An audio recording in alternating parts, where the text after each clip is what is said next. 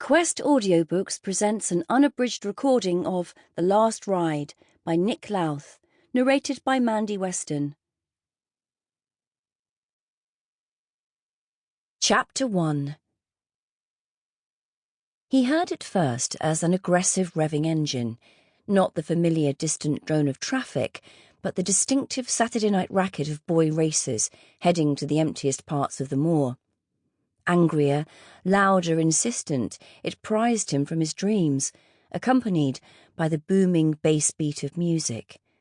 Ever closer like an incoming projectile. There was a screech, then a heartbeat of absolute silence, before an impact that made the house shake. It took him time to move from the chair where he slept downstairs to the window and draw the curtains back on a scene of hell. He had witnessed some terrible things in his life. He was one of the glider-borne assault troops in Normandy at D-Day, aged 19, and fought hand-to-hand with the Germans in and around the city of Caen. He had seen his friends die to either side of him, brutally cut down as he stormed a machine-gun trench. But Brigadier William Llewellyn, 98, had never seen nor heard anything like he saw that night, in his own garden, on the edge of Bodmin Moor. At the same time, 7 miles away, Detective Inspector Jan Talantire awoke with a start. For a moment she didn't recognise where she was, staying in her mother's rented holiday cottage, in a rare weekend away from work.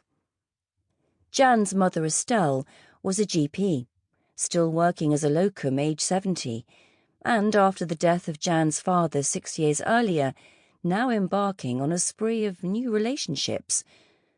Of the dozen suitors that Talantire had heard of, only Geoffrey, moderately wealthy, self-confident, a yachtsman, had survived to this stage, which patently included love-making next door.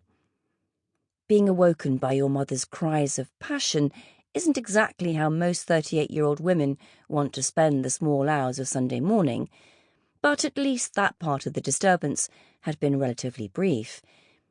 It was the subsequent giggling and some male shushing which completed the intrusion. At least she wouldn't have to get some balled-up toilet paper for homemade earplugs like she had the previous night. She yawned and turned over, then headed for the loo, feeling sleep slip away from her. On her return, she reached for her phones, sitting on the bedside table. Sample complete. Ready to continue?